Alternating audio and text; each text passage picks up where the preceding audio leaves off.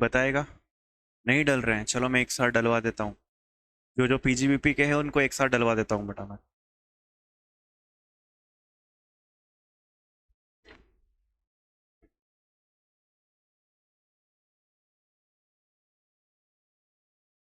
नहीं नहीं, मुझे गरबा खेलने नहीं जाना है, गरबा खेलने नहीं जाना है।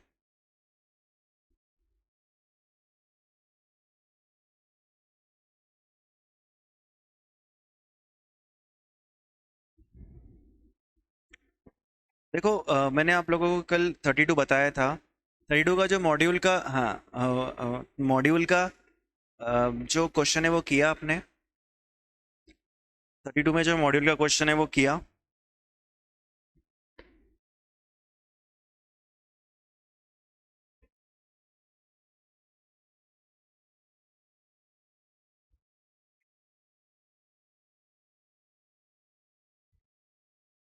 कि नहीं किया? ये वाला क्वेश्चन बोला था मैंने आप लोगों को।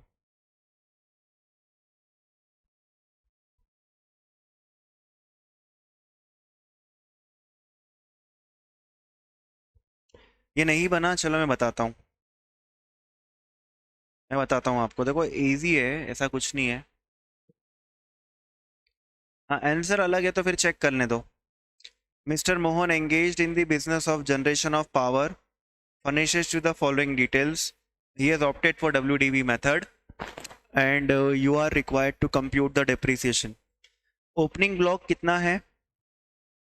9.5 लाख, 15% से। He acquired second hand machine 2.5 lakh की, और वो कब एक्वायर करी है? 30 नवंबर को। He also acquired power generation machine on 1st August 2022 और वो 10 लाख की करी है। ऑफिस के एसी में इन्वेस्ट किया है, एयर पोल्यूशन कंट्रोल इक्विपमेंट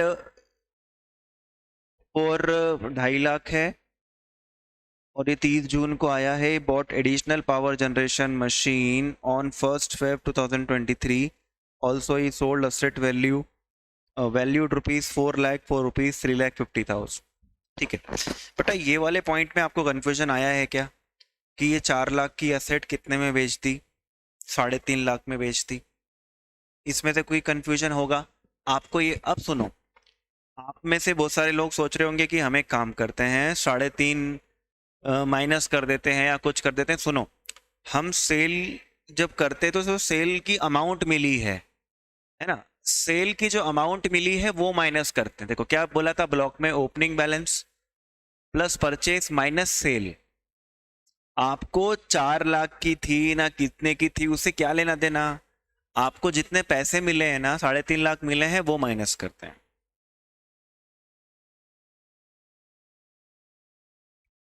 ठीक है?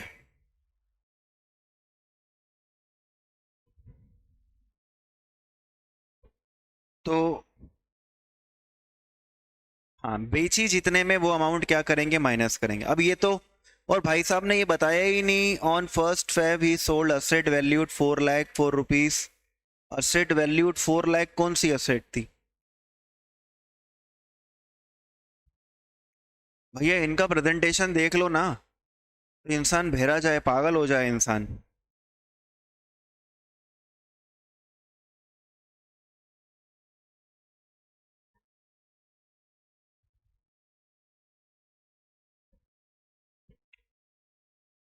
भैया क्या बोलूं मैं, इनका क्या करूं यार?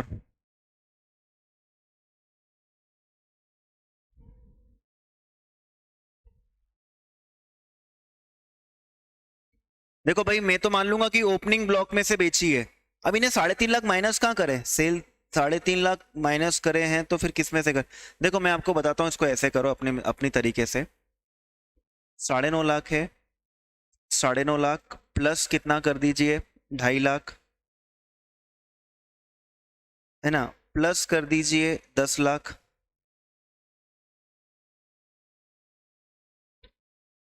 ही invested in AC for office 2 lakh. और pollution control equipment 2.5 lakh. Bought additional machine for rupees 5 lakh. क्या इंफॉर्मेशन देते हैं यार। और फिर ये असेट सोल्ड वैल्यूड 4 लाख। बेटा 4 लाख से मतलब नहीं, 3.5 लाख। 3.5 लाख बेच दी। भाई लिखते लिखते तो सही ना यार, 3.5 लाख किस में से?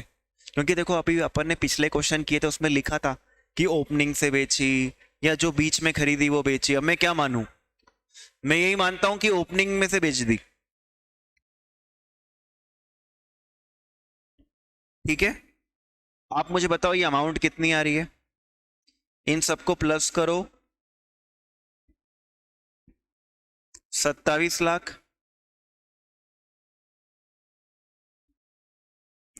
है ना? 27 लाख आ रहा है।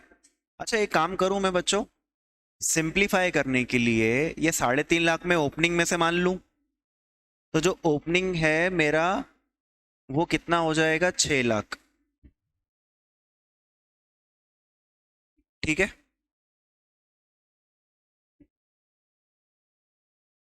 ये 6 लाख है। ऐसा मत करना आप उसको टोटल 27 लाख करना, और 27 लाख में से ढाई अलग, 10 अलग, 2 अलग, ढाई अलग, 5 अलग, और फिर जो बचेगा वो 6 लाख ही बचेगा, देख लेना आप करके। वो अमाउंट ओपनिंग की रहेगी। इसके ऊपर 15% से डिप्रिसिएशन, इस पे एडिशनल डिप्रिसिएशन नहीं मिलेगा। 2.5 लाख के ऊपर ठीक है, जो भी आ रहा हो, है ना, जो भी आ रहा हो कोई फर्क नहीं पड़ने वाला मेरे को, है ना?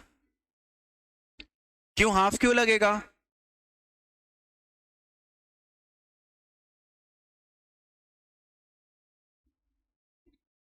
अरे ओ भैया, ओपनिंग बैलेंस ऑन 22 अप्रैल, ये क्या बात हुई? ठीक है भैया, होगा भैया, इनका साल पता नहीं कब चालू हो जाता है, क्या बोलूं इनको। ठीक है, मतलब हो सकता है बिजनेस बीच में चालू किया हो, यही होगा, और मैं यही मान रहा हूँ। जब बिजनेस बीच में चालू किया तो ओपनिंग बैलेंस कैसे आया? जो भी इंफॉर्मेशन है उससे खेलते हैं बेटा। 15% ओपनिंग बैलेंस पे तो 15% होगा।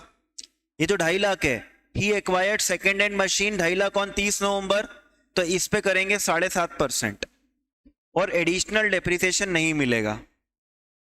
ठीक है, 10 लाख, 10 लाख की मशीन परचेज करी इसने, acquired power generation machine for 10 lakhs 1 अगस्त के दिन।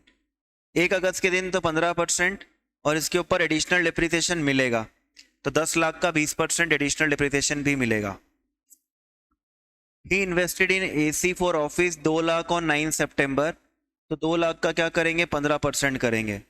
ओ भाई साहब ने किया है क्या? हाँ, देखो 2 लाख का 15% किया हुआ है, इस पे एडिशनल डिप्रिसिएशन नहीं मिलेगा। लेकिन देखो नीचे क्या लिख, नोट में क्या लिख रहे हैं, मैं डर गया था नोट देख के, पता है? No depreciation is allowable on second hand machinery और ऑफिस अप्लायंसेस लाइक एसी। क्या लिख रहे बेटा ये? No depreciation is allowable on, भैया यहाँ एडिशनल लिखो ना,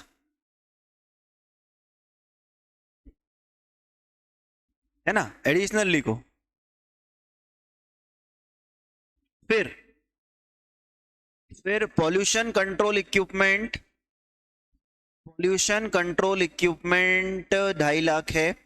2.5 लाख है, कब खरीदा गया? जून में खरीदा गया। तो भैया 2.5 लाख के ऊपर पॉल्यूशन कंट्रोल की रेट देख लेता हूँ, मेरे को 40% है, और एडिशनल डेप्रिसिएशन 20% मिलेगा। और ई bought additional power generation machine 5 lakh on 1 Feb. तो ये जो 5 लाख है इसके ऊपर 5 लाख के ऊपर 7.5% और 10%।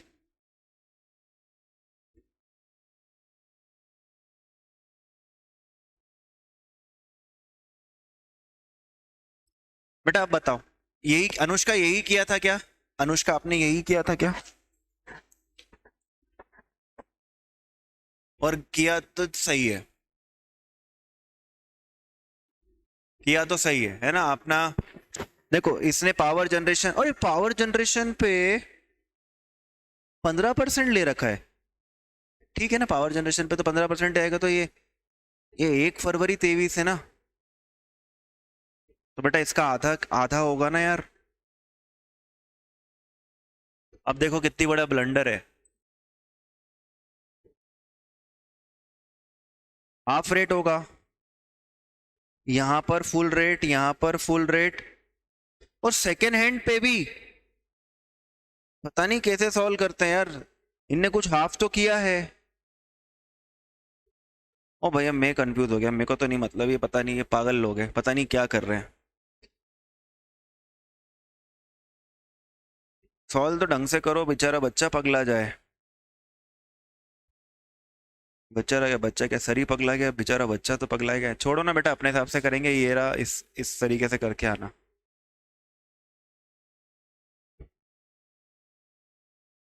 उसका कॉन्सेप्ट देख ही नहीं सकते, क्या क्या मालूम क्या कर रखा है, कैसे calculation on the remaining block. अब ये रिमेनिंग ब्लॉक कैसे आया, क्या आया, कौन सी अमाउंट आई। Additional depreciation on power pollution, बेटा आप देख लेना इसको, है ना, मैंने आपको बता दिया, अब आगे बढ़ जाते हैं। हाफ अमाउंट ही है ना, वही अपन ने यहाँ लिख लिया है, मैंने आपको ये याद रख लो, ये मैंने आपको यहाँ बना दिया है, 15% एडिशनल डिप्रिसिएशन नहीं, 7.5% एडिशनल डिप्रिसिएशन नहीं, 15% एडिशनल डिप्रिसिएशन मिलेगा, 15% एडिशनल डिप्रिसिएशन मिलेगा या नहीं मिलेगा, वो नहीं मिलेगा सॉरी, यहाँ पर 2.5 लाख के ऊपर 40% है, और एडिशनल डिप्रिसिएशन 20% है, और 5 लाख के ऊपर 7.5% है, और एडिशनल डिप्रिसिएशन 10% है।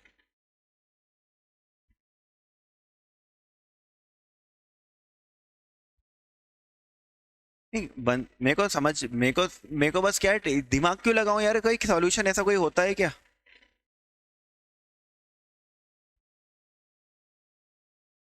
बेचारा और कंफ्यूज हो जाए बच्चा, जो नहीं हो रहा।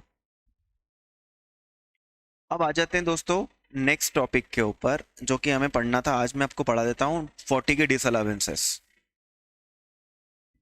40 की डिसअलावेंसेस, है ना, ये इंपॉर्टेंट है।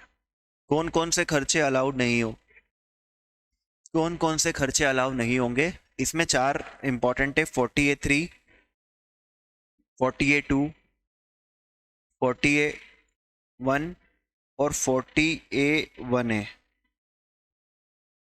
ये 4 बहुत ज्यादा इंपॉर्टेंट है। देखो कुछ खर्चे भला ही किसी भी सेक्शन ने, हाँ, कि कोई भी सेक्शन क्या बोलते हैं, अलाउ कर रहा हो, कोई भी सेक्शन क्या कर रहा हो, अलाउ कर रहा हो, लेकिन फिर भी अगर ये सेक्शंस अगर डिसअलाउ कर देंगे तो वो डिसअलाउ कंसिडर किए जाएंगे। सबसे पहले 40A3 बताता हूं, सबसे पहले 40A3,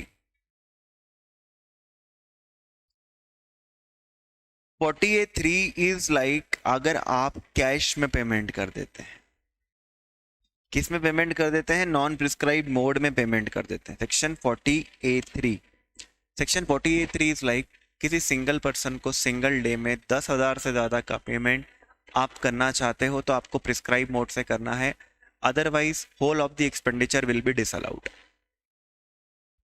किसी सिंगल पर्सन को सिंगल डे में 10,000 से ज़्यादा का पेमेंट आप करते हो तो आपको ये प्रिस्क्राइब मोड में करना है। Prescribe mode will be account पे ही चेक, अकाउंट पे ही ड्राफ्ट, और इलेक्ट्रॉनिक क्लियरिंग सिस्टम से जो पेमेंट होता है, NEFT, RTGS, UPI, Bhim, Paytm, ये सब कवर्ड है। ट्रांसपोर्टर के लिए लिमिट कितनी है, 35,000। अगर आप एक अलग अलग पर्सन को, एक को 8,000 कैश में दे रहे हो आज ही, और एक को 15,000, एक को 9,000 कैश में दे रहे हो, तो उस केस में तो भैया दोनों अलाउड है, कोई दिक्कत नहीं है। एक पर्सन को सुबह 8,000 कैश में दिया, शाम को 4,000 और कैश दे दिया, तो टोटल मिलाकर 12,000 का पेमेंट आपने कर दिया। 12,000 का जब आपने पेमेंट कर दिया, 10,000 को एक्सीड कर दिया, तो पूरा की पूरा खर्चा 12,000 क्या हो जाएगा, डिसअलाउ। ठीक है, ट्रांसपोर्टर के लिए 35,000 की लिमिट है, याद रखना। फिर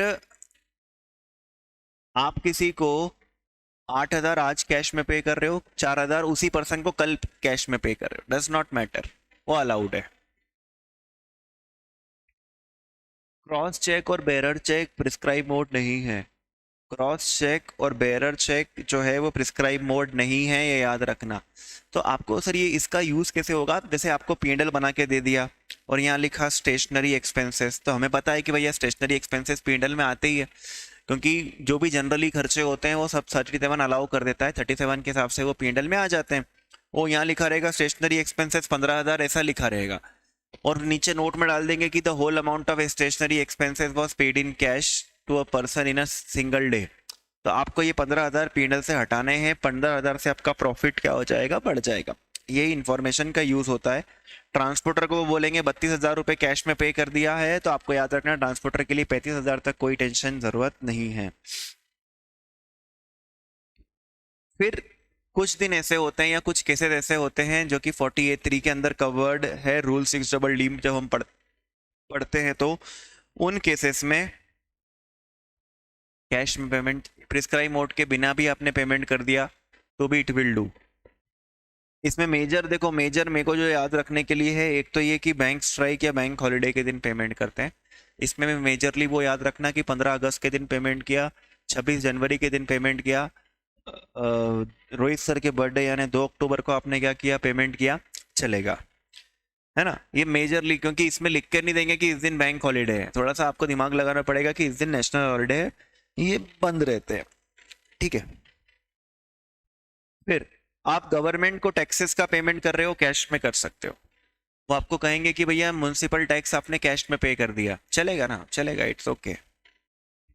गवर्नमेंट को टैक्सेस का पेमेंट, गवर्नमेंट को टैक्सेस का पेमेंट, वो फिर कहेंगे कि इलेक्ट्रिसिटी कंपनी जो कि गवर्नमेंट कंपनी है, उसको अपने इलेक्ट्रिसिटी का बिल जो 20,000 था वो कैश में पेमेंट कर दिया, नहीं, वो कवर नहीं है। गवर्नमेंट को टैक्सेस का पेमेंट आप कर सकते हो।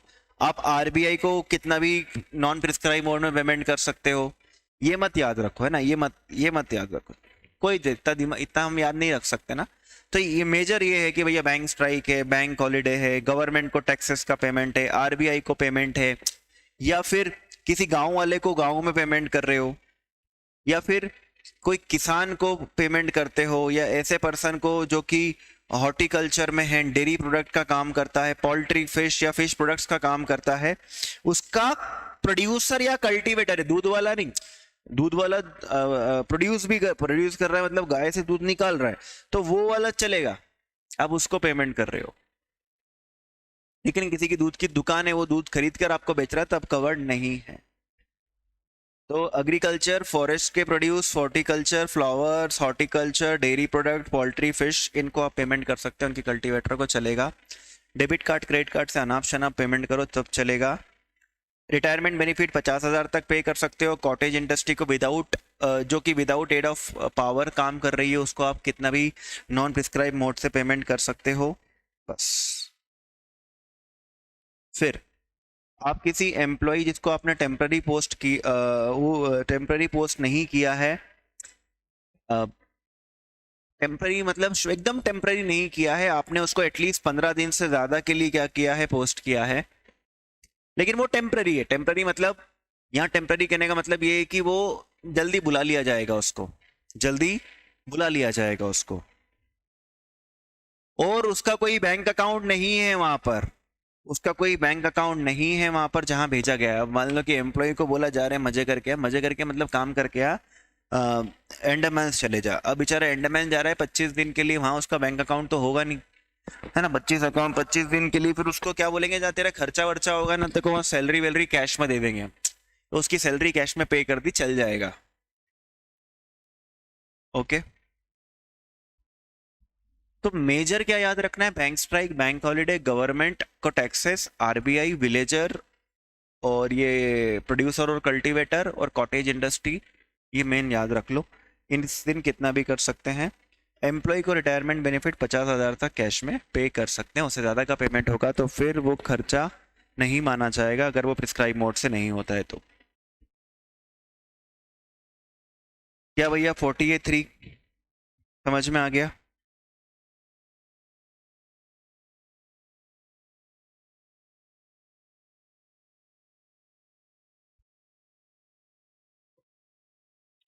याद रहेगा आपको 48(3 ना, एक F40 A2, 40A2 is like relative को आप पेमेंट कर रहे हो,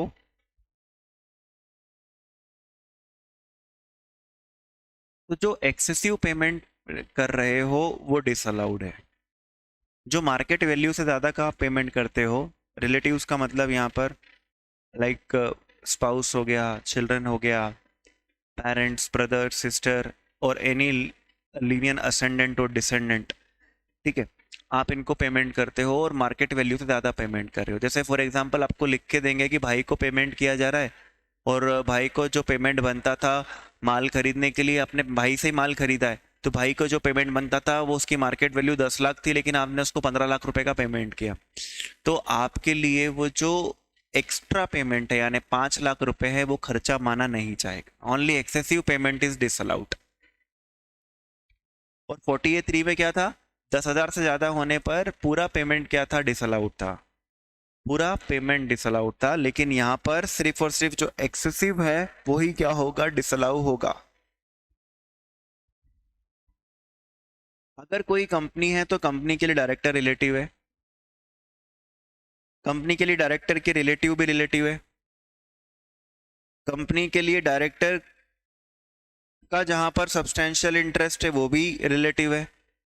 तो कंपनी आपको ऐसा लिख के भेजेंगे, कंपनी एक ऐसी ऑर्गेनाइजेशन को पेमेंट कर रही है जिसमें डायरेक्टर का सब्सटेंशियल इंटरेस्ट है यानी 20% या उससे ज़्यादा की शेयर होल्डिंग है, या फिर कंपनी एक ऐसे पर्सन को पे कर रही है, ऐसी ऑर्गेनाइजेशन को पे कर रही है जिसमें उसके रिलेटिव का सब्सटेंशियल इंटरेस्ट है, तो भी ये रिलेटिव की डेफिनेशन में आएगा एंड 48(2) के अंदर कवर्ड होगा। तो आई बात समझ में, रिलेटिव का मतलब इंडिविजुअल के केस में parent, brother, sister, ascendant, descendant वो सब आ जाते हैं। और आप कंपनी डायरेक्टर को पे करती है तो डायरेक्टर रिलेटिव, डायरेक्टर को ज्यादा रेम्युनरेशन, सिटिंग फीस ज्यादा पे कर रहे हैं डायरेक्टर को, है ना, तो उस केस में जो एक्स्ट्रा सिटिंग फीस पे कर रहे हैं वो क्या हो जाएगा, डिसअलाउड। क्वेश्चन में आपको देंगे कि भैया कितना एक्स्ट्रा लग रहा है, मार्केट वैल्यू से ज्यादा कितना लग रहा है। डन। पार्टनरशिप फर्म के लिए क्या होगा, पार्टनरशिप फर्म के लिए वो पार्टनर्स रिलेटिव है, पार्टनर के रिलेटिव रिलेटिव है। ऐसी ऑर्गेनाइजेशन जिसमें पार्टनर का सब्सटेंशियल इंटरेस्ट है वो भी रिलेटिव है, ऐसी ऑर्गेनाइजेशन जिसमें रिलेटिव का सब्सटेंशियल इंटरेस्ट है वो भी रिलेटिव है। इनको आप ज्यादा पेमेंट करोगे तो फंस जाओगे, एक्सेसिव पेमेंट क्या हो जाएगा, डिसअलाउ।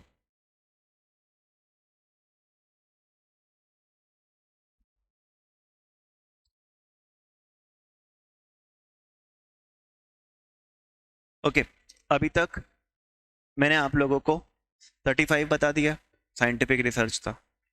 35 एडी बता दिया जिसमें 100% डिप्रिसिएशन मिलेगा। 32 बता दिया, 33 ए बी यानी रिजर्व बना सकते हैं। फिर 44 बता दिया, 44 एडी मिनिमम प्रॉफिट शो करना पड़ेगा। 44 एडीए प्रोफेशन वालों के लिए मिनिमम प्रॉफिट शो करना, और 44 AE was for 44 AE was for like वही ट्रांसपोर्टर्स के लिए, है ना।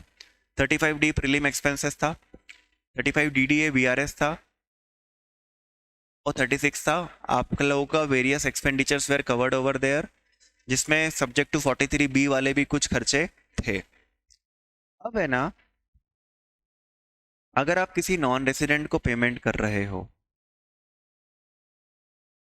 ध्यान से सुनना, सेक्शन 40 में नेक्स्ट बात, अगर आप किसी नॉन रेसिडेंट को पेमेंट कर रहे हो किस चीज का, इंटरेस्ट का, रॉयल्टी का, या फीस फॉर टेक्निकल सर्विसेज का।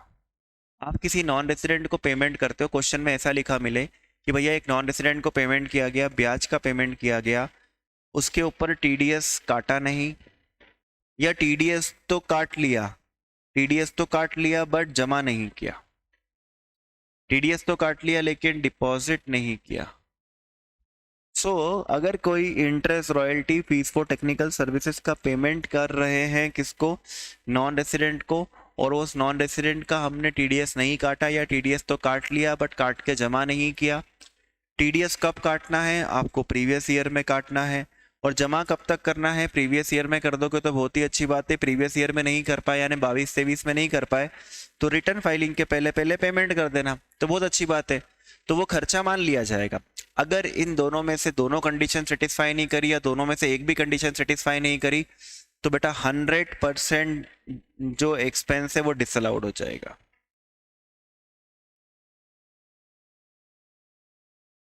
100% क्या होगी डिसअलाउ। हाँ। बात ये आती है कि सर मैं अच्छा क्वेश्चन पूछा आपने। आपने ये क्वेश्चन देखो, मैं इस क्वेश्चन के अंदर मैं बताने ही वाला था वो बात क्या आती है। इंडिविजुअल और एचयूएफ टीडीएस कब काटते हैं बेटा? आपको याद होगा सेक्शंस में, मैक्सिमम सेक्शंस हमने पढ़े हैं जहाँ पर इंडिविजुअल एचयूएफ टीडीएस काटते हैं जब उनका टर्नओवर 1 करोड़ से क्या होता है ज़्यादा, या प्रोफेशन में है तो 50 लाख से क्या होता है ज़्यादा, है ना। अब देखो ध्यान मुझ के वो क्या करेंगे कि आपको वो बोलेंगे कि भैया राहुल साहब है, राहुल साहब का ये प्रॉफिट एंड लॉस है, एंड राहुल साहब की जो सेल्स है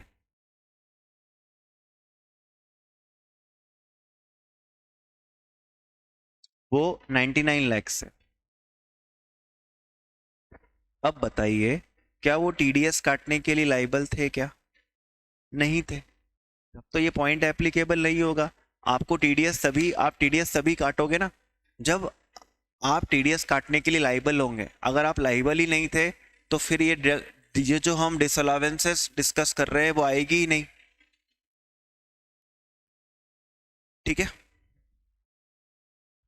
अच्छा, कंपनी हो, पार्टनरशिप फर्म हो, उन्हें टर्नओवर से लेना देना नहीं होता, उनको टीडीएस काटना ही पड़ता है। लेकिन इंडिविजुअल एचयूएफ टीडीएस तभी काटते हैं जब भैया लिमिट क्या हो जाती है, टर्नओवर की बढ़ जाती है, ज्यादा टर्नओवर होता है तो। आप ध्यान से सुनो,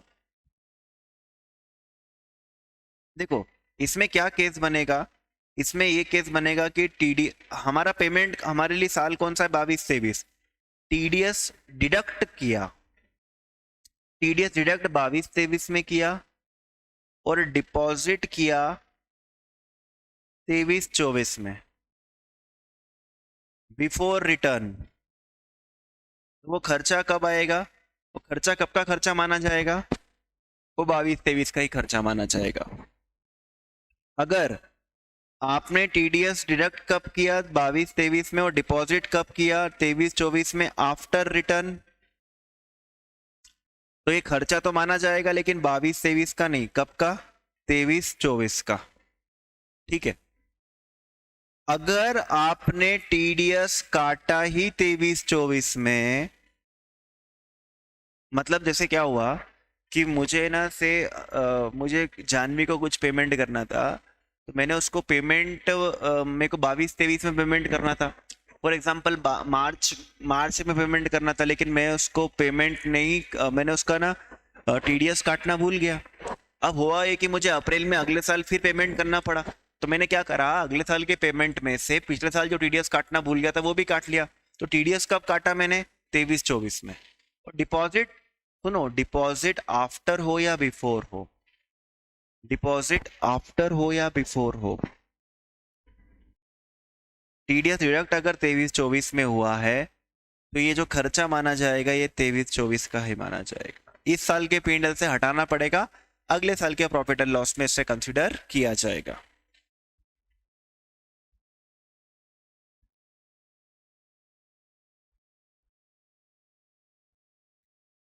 डन।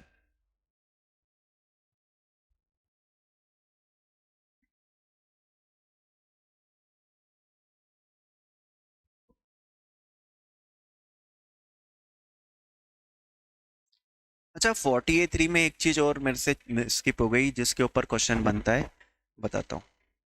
वो है ना, देखो वो क्या कहेंगे, ये खर्चा है सैलरी, ध्यान से सुनना है इसको। ये मैं 48-3 की बात कर रहा हूँ। एक खर्चा है सैलरी जो कि 25,000 की थी। क्या हुआ था कि पिछले, अभी ये ना, ये सैलरी हमने पे नहीं करी, ड्यू हुई है। ठीक है। आप मुझे बताइए, क्या सैलरी सब्जेक्ट टू 43B है क्या? सैलरी की डिडक्शन पेमेंट बेसिस पे मिलती है कि ड्यू बेसिस पे ही मिल जाती है? ड्यू बेसिस पे मिल जाती है। नहीं नहीं अनुष्का, बोनस है, बोनस है, सैलरी थोड़ी है, बोनस कमीशन है।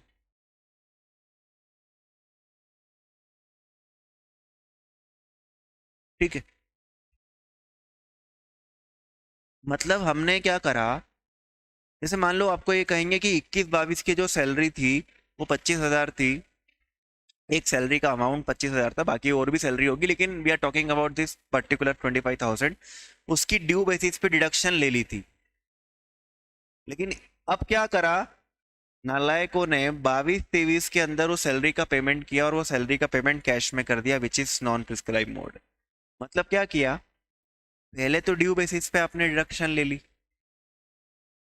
अब आपने कैश में पेमेंट कर दिया, बोले जो उखाड़ना है उखाड़ लो हमारा, हम तो डिडक्शन ले चुके हैं 21-22 में। तो बेटा अगर ऐसा किया है तो ये इनकम बन जाएगा, 22-23 की क्या बन जाएगा, इनकम बन जाएगा। मतलब आपने अगर नॉन कंप्लायंस अगले साल कर दी तो फिर ये अगले साल की क्या बन जाएगा, इनकम बन जाएगा। पिछले साल खर्चा मान चुके थे, इस साल उसे खर्चे से हटा देंगे, तो इस साल उसे इनकम कंसिडर करेंगे। ओके,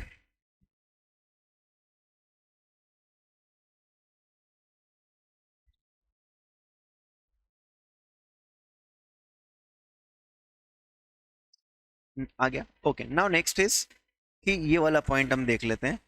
नेक्स्ट वाला पॉइंट ये है कि यार हम किसी रेसिडेंट को पेमेंट कर रहे हैं, ज्यादा चांसेस इसके रहेंगे आने के ना, हम किसी रेसिडेंट को पेमेंट कर रहे हैं any amount, any anything, interest, royalty, fees for technical services, rent, any expenses, तो हमें टीडीएस डिडक्ट करना है और डिडक्ट कर कर डिपॉजिट करना है।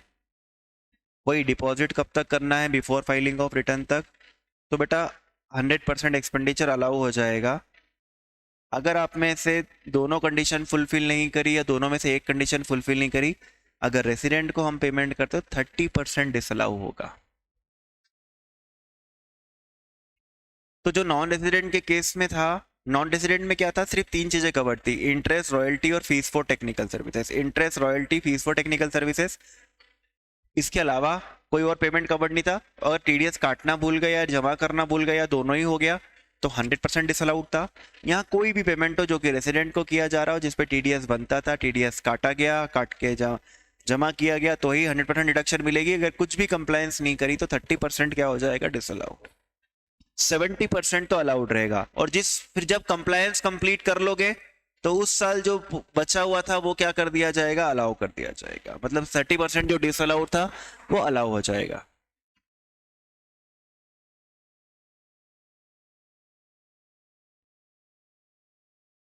हाँ, फिर इसमें एक बात और थी बेटा, रेसिडेंट के केस में हम नॉन रेसिडेंट का सॉरी हम रेसिडेंट का टीडीएस काटना भूल गए, हम रेसिडेंट का टीडीएस काटना भूल गए, लेकिन उसने अपनी इनकम में वो शो किया, उस पर टैक्स जमा कर दिया। हमारी कंप्लायंस हमने तो पूरी नहीं करी थी, लेकिन सामने वाले ने पूरी कर दी, तो भी ये खर्चा मान लिया जाएगा, हमारा खर्चा मान लिया जाएगा। लेकिन इस साल नहीं, इस साल नहीं, अगले साल।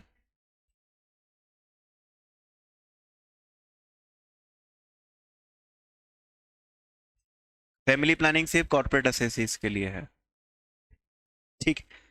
बेटा ये 4 याद रख लेना बस, और कुछ और डिसअलावेंस भाड़ में जान दो, और डिसअलावेंस भाड़ में जान दो, ये 4 याद रख लो। 48-3 आएगा ही सही एग्जाम में, 48-2 चांसेस होते हैं आने के, टीडीएस का आना ही है कि भैया रेसिडेंट को है या नॉन रेसिडेंट को है, रेसिडेंट को है। अब होगा क्या, जैसे पी एंड एल है, अब लिखा है भैया पी एंड एल है, पी एंड एल में ये लिखा हुआ है इंटरेस्ट, और यहाँ इंटरेस्ट 1 लाख लिखा हुआ है, और नीचे अदर पॉइंट्स में क्या डालेंगे, टीडीएस नॉट डिडक्टेड।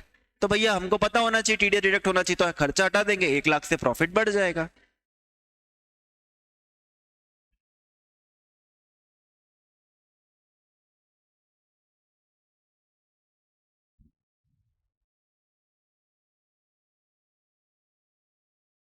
ये पॉइंट, ये पॉइंट पढ़ने की जरूरत नहीं है।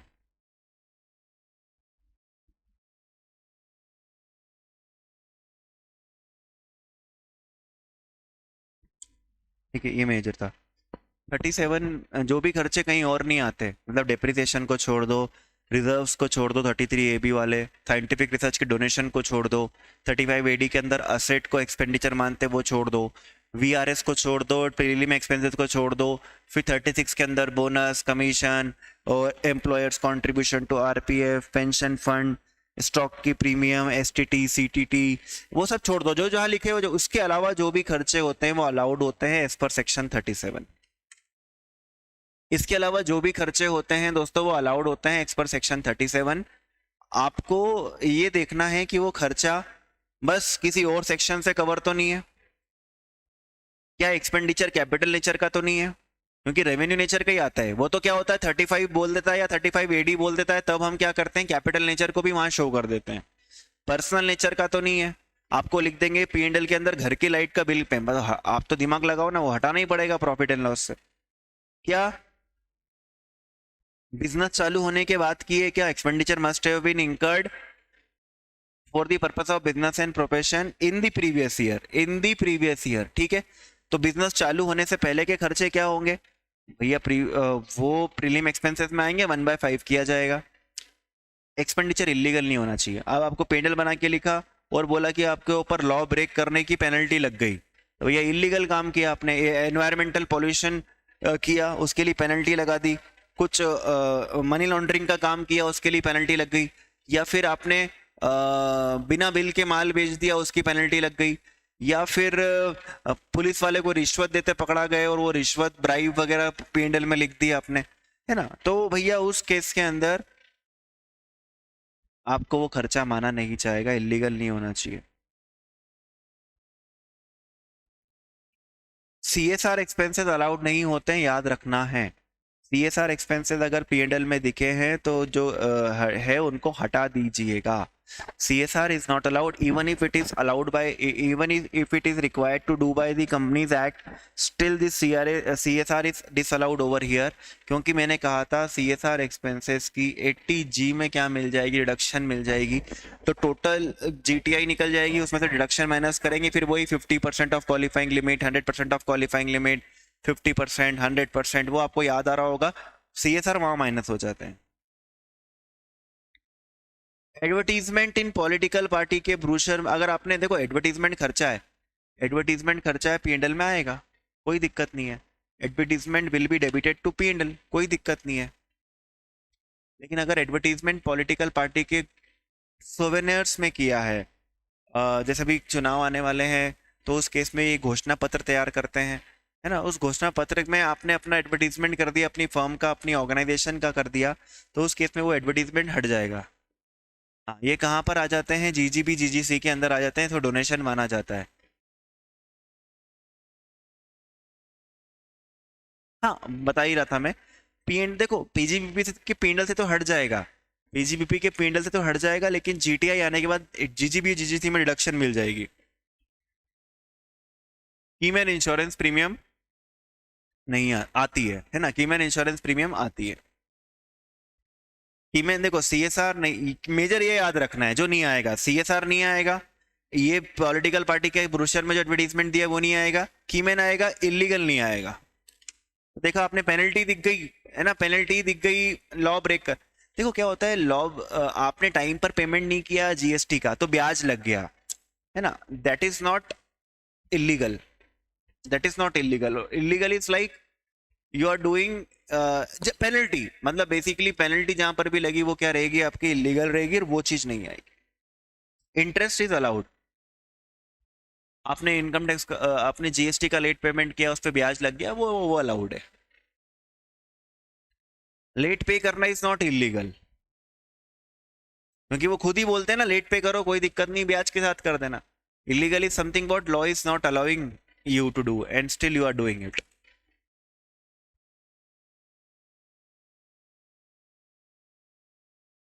ये थे जनरल एक्सपेंडिचर की बात, डिसअलावेंसेस की मेजर बात हमारी हो गई, प्रिजम्पटिव टैक्सेशन की हमारी बात हो गई। अब हमारे जो मेजर सेक्शंस थे,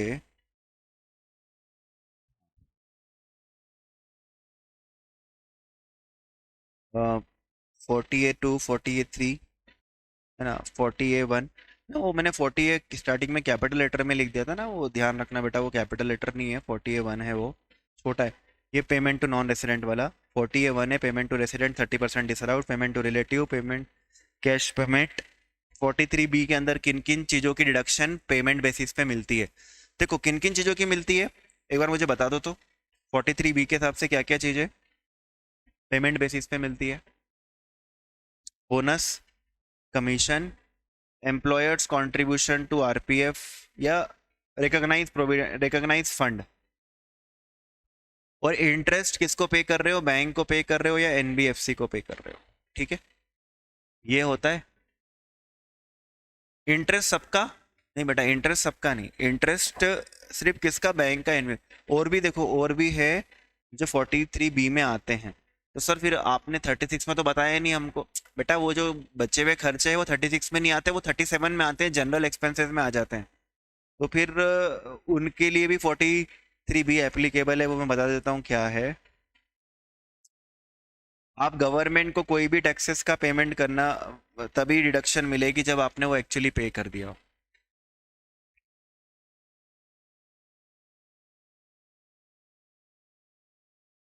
आज मैं करवा दूंगा, आज बोल के जाऊंगा कि भैया कर देना, जो भी लेक्चर्स हुए हैं सब करवा दूंगा। ये एम्प्लॉय वेलफेयर फंड, ये आरपीएफ की बात थी। बोनस कमीशन बता दिया। कोई भी पेमेंट किसको कर रहे हो? फाइनेंशियल इंस्टीट्यूशन को, यानी L ICICI, LIC, UTI, IDBI. कोई बैंक को पेमेंट कर रहे हो यानी इंटरेस्ट का, तो वो सब चीजें यहाँ कवर्ड है। लीव एंड की देखो, ये याद रखना, leave encashment, payment to railways और नॉन बैंकिंग फाइनेंशियल कंपनी ना। लीव एनकैशमेंट भी तभी अलाउड है जब आपने एक्चुअली पे कर दिया है। रेलवे को तभी अलाउड है, रेलवे का खर्चा तभी अलाउड है। रेलवे कि आपने देखा होगा बहुत बार, बड़ी बड़ी फैक्ट्रीज होती है, उसमें रेलवे लाइंस अंदर तक जाती है उनके फैक्ट्री में। ठीक है, तो you are using railway as asset. उसके लिए रेलवे को आपको कुछ रेंट पे करना होता है। आपने वो एक्चुअली में पे नहीं करा है तो आपको उसकी रिडक्शन नहीं मिलेगी। सो ना, 43B एंड 48(3) में क्या फ़र्क है? 43B ये कहता है कि पेमेंट करना पड़ेगा तो ही डिडक्शन मिलेगी, एंड 48(3) ये कहता है कि पेमेंट प्रिस्क्राइब मोड से करना पड़ेगा तो आपको डिडक्शन मिलेगी।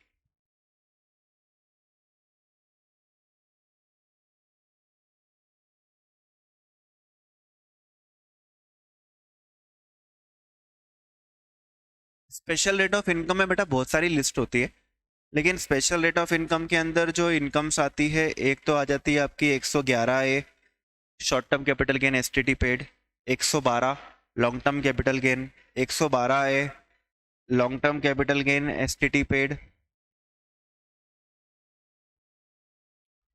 और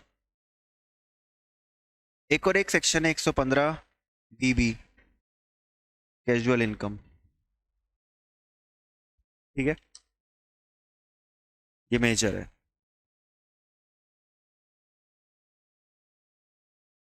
वो lottery betting gambling is in 115BB casual income.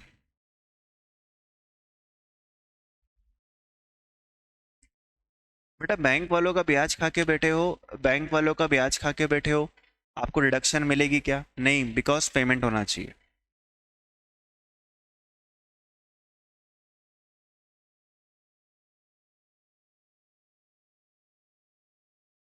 Okay, आपको सैलरी के क्वेश्चन सोर करने हैं क्या? Do you want to do salaries question और एक्स्ट्रा क्वेश्चन आपको करने हैं सैलरी के? मैं सॉल्यूशन के साथ दूं क्या आपको? मैं आपको सेंड कर रहा हूँ, है ना। अपनी सैलरी की क्लासेस बीच बीच में उसके साथ लगी थी ना, ये आपके साथ। मैं आपको सैलरी के क्वेश्चंस भेज रहा हूँ। सुन ना, अब एक बात और सुन लेना, मैं ये क्वेश्चन करवा भी दूंगा आपको एक दिन। अभी ना ये पीजीबीपी को रोक देंगे इन द सेंस खत्म कर देंगे, और फिर अपन कर लेंगे। अब सुनो, एग्जाम की मैंने सेंड कर दी है। एग्जाम के लिए क्या करना है? अपने को ये क्वेश्चंस ही सॉल्व करना है। सैलरी की एक भी थ्योरी पढ़कर मत जाना, बस ये सारे क्वेश्चन सॉल्व हो जाने चाहिए आपके।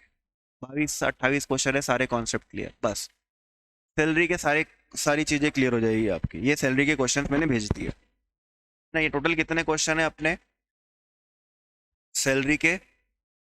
28 क्वेश्चन सारे। इसमें सीए के मॉड्यूल के भी आ गए, तुम्हारे मॉड्यूल के पता नहीं क्या वो सीए वालों का ही देख के बनाया है उनने, लेकिन जो मिस्टेक विस्टेक है वो सब यहाँ से हट गई।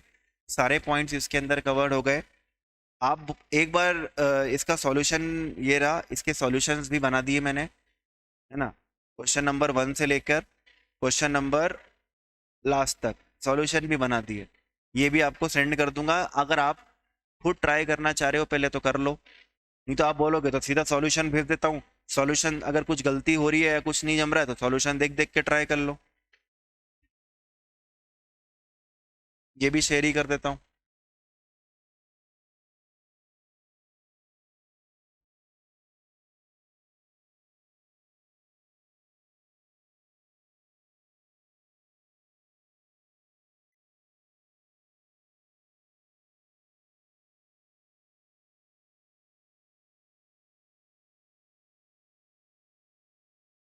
सॉल्यूशन भी भेज दिए।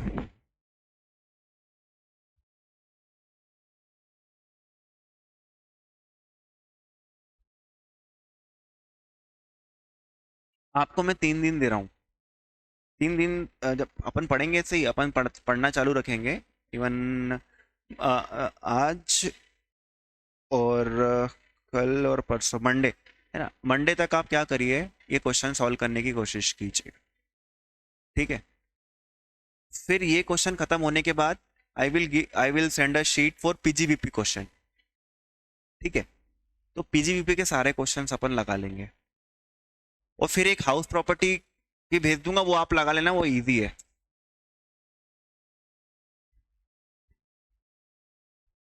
अब सुनो, इसके बाहर कुछ मत करना, इसके बाहर कुछ और करने की जरूरत नहीं है। इतना कर डाला सैलरी के अंदर तो बस तुम्हारा काम हो गया। कुछ और ना मॉड्यूल देखो, द पास्ट एग्जाम क्वेश्चन, ना ये ना वो, बस ये कर दो। मैं आपको सारे बिजनेस सेट के भी मैंने क्वेश्चन बना दिए, इसके सॉल्यूशन भी बना दिए, सब चैप्टर के रेडी, आपको यही लगाना है। म, अभी मैं सीए वालों को करवा रहा हूँ ये क्वेश्चन, सीए वालों को ये क्वेश्चन करवा रहा हूँ मैं। आज हमने एक दिन में 10 क्वेश्चन कर दिए, टोटल 28 क्वेश्चन है, तो मतलब आप ये मान के चलिए आराम से आप कर लोगे 3 दिन में। आएगा, पांचों हेड के कंसोलिडेशन क्वेश्चन भी आ सकते हैं।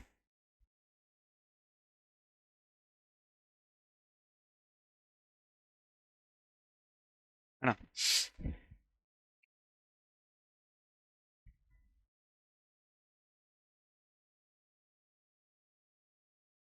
अब आपके पास देखो सैलरी के क्या क्या अवेलेबल है, सैलरी के चार्ट्स आपके पास अवेलेबल है।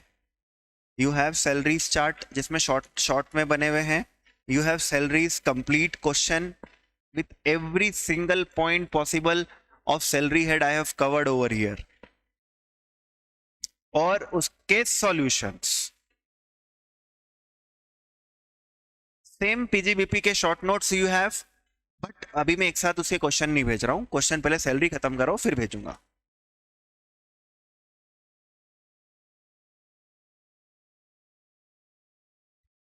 मैं एक नमूना दिखा देता हूँ आपको क्वेश्चन का पीजीबीपी के। मैंने शायद क्लास में बताया भी होगा आप लोगों को, आई डोंट नो, बट एक नमूना देख लो कि किस तरीके से वो क्वेश्चन पूछते हैं, आपको एक आइडिया लगेगा और आपको समझ में आएगा कि हमें कितना आया कितना नहीं आया।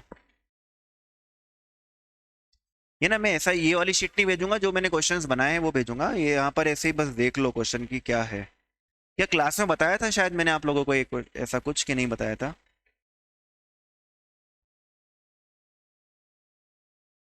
मुझे लग रहा है मैंने बताया तो था, बताया था, है ना, हाँ।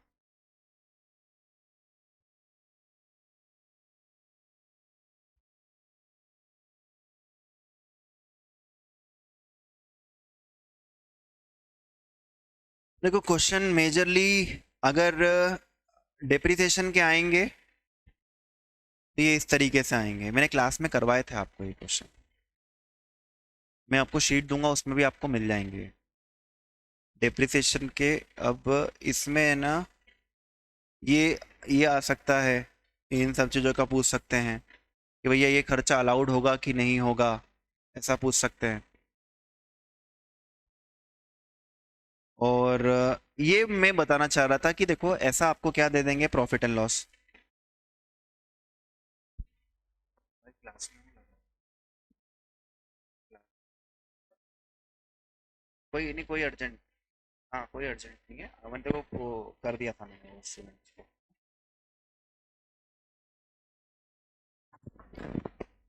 देखो एक बात याद रखना कि जैसे ये सेल है, क्लोजिंग स्टॉक है, ये तो पता ही, ये तो आता ही है पेंडल में, opening stock, purchase, gross profit, इसमें कुछ नहीं।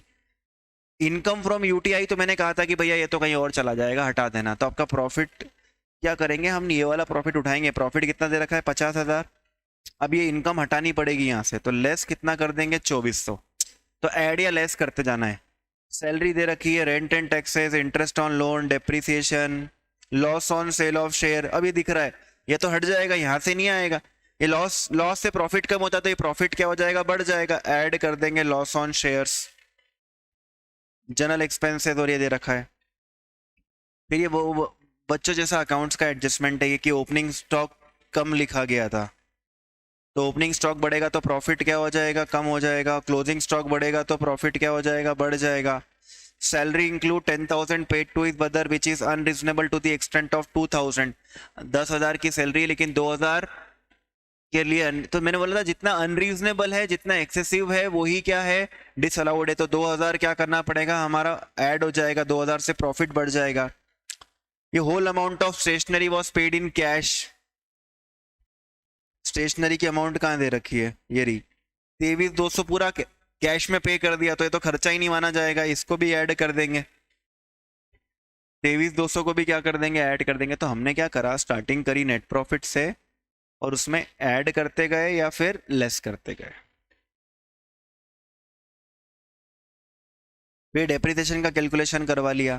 देखो ये जो डेप्रिसिएशन दे रखा है ना, ये एज पर अकाउंट दे रखा है, तो ये वाला डेप्रिसिएशन हटाना पड़ेगा। तो ये वाला डेप्रिसिएशन से प्रॉफिट बढ़ जाएगा, लेकिन एज पर इनकम टैक्स वाला डेप्रिसिएशन, वो ब्लॉक बनाकर जो डेप्रिसिएशन आएगा वो माइनस करेंगे।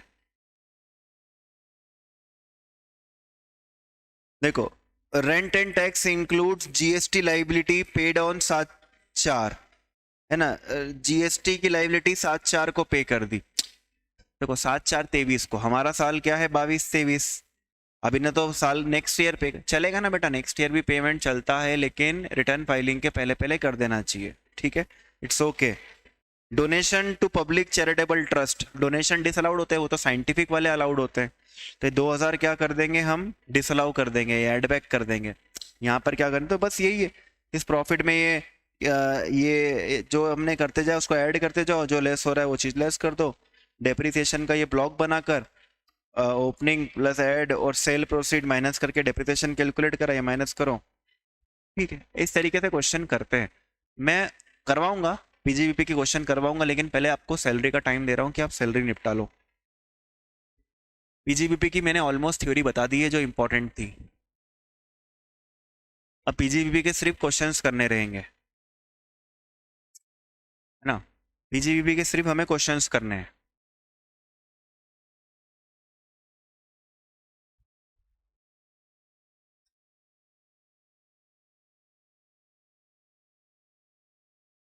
ठीक है, तो जब हम क्वेश्चंस करेंगे ना, फिर से सारे प्रोविजंस कवर हो जाएंगे। लेकिन आप जितनी जल्दी सैलरी के क्वेश्चन कर लोगे, मैं उतनी जल्दी आप लोगों को पीजीबीपी के क्वेश्चन करवा दूंगा। ओके, अपन ये टारगेट रखते हैं कि नेक्स्ट संडे तक, मतलब बाय दिस अक्टूबर, 27-28 अक्टूबर, है ना, बाय दिस नेक्स्ट वीक हमारा सैलरी, हाउस प्रॉपर्टी, पीजीबीपी और रेजिडेंशियल स्टेटस, ये 4 कवर हो जाए पूरे। फिर हम डिडक्शन और टीडीएस पे मेहनत कर लेंगे, और रिटर्न ऑफ इनकम पे बहुत कुछ हमारा इनकम टैक्स हो जाएगा फिर। इन वो तो आपको पता ही है, वो छोटे ही है, कैपिटल है ना, वो तो छोटे। फिर लास्ट में कैपिटल गेन्स देख लेंगे। जीएसटी तो क्लास में भी इतनी बार रिवीजन करवाया था। जीएसटी तो अपन एक हफ्ते में कर सकते हैं उसको रिवाइज। एक दिन टाइम ऑफ सप्लाई, एक दिन प्लेस ऑफ सप्लाई, एक दिन वैल्यू ऑफ सप्लाई, एक दिन सप्लाई, एक दिन कंपोजिट सप्लाई, एक दिन रजिस्ट्रेशन, एक दिन इनवॉइस, है ना। तो बेटा क्या ठीक है, वो प्रोसीजर का समझना है यार बेटा, प्रोसीजर क्या करे, लास्ट में कर लेंगे प्रोविजन, है ना, प्रोसीजर लास्ट में कर लेंगे अपन। एक बार सब पढ़ लेते हैं, फिर प्रोसीजर को पढ़ लेंगे लास्ट में, 2 दिन टाइम देके। मैं प्रोसीजर के चक्कर में अपना जीएसटी पूरा खराब नहीं कर सकते, लेकिन है ना, पहले अपन सब पढ़ लेते हैं, फिर लास्ट में वो पढ़ लेंगे, ठीक है? सो आप लोग अभी एक काम करिए, जो आपको शीट सेंड करिए जब भी आपको टाइम मिले इनकम टैक्स का, वो फटाफट शीट को सॉल्व करने की कोशिश कीजिए। ओके, देखो और एक काम और करना कि आप अटक गए किसी क्वेश्चन में तो उस पॉइंट में अटके ना, तो उस पॉइंट को आगे बढ़ जाना। या आपको लग रहा है कि हम 2-3 बार उसी क्वेश्चन में वो पॉइंट आ रहा है तो मेरे को डाउट पूछ लेना, मैं हाथों हाथ आप लोगों को रिप्लाई कर दूंगा, है ना? और आप मुझे वो पूछ के खत्म, जो डाउट आ रहा है उसको पॉइंट को छोड़ा, उस पॉइंट के आगे का पॉइंट कर लिया, वो पॉइंट को छोड़िए, क्वेश्चन पूरे करने की कोशिश करना। ओके, आगे का अपन कल देखते हैं। कल क्लास रहेगी तो मैं आप लोगों को बता दूंगा, otherwise will meet on Monday. आपके पास सैलरी के क्वेश्चन करने के लिए काफ़ी टाइम है, आप वो कंप्लीट करने की कोशिश करें।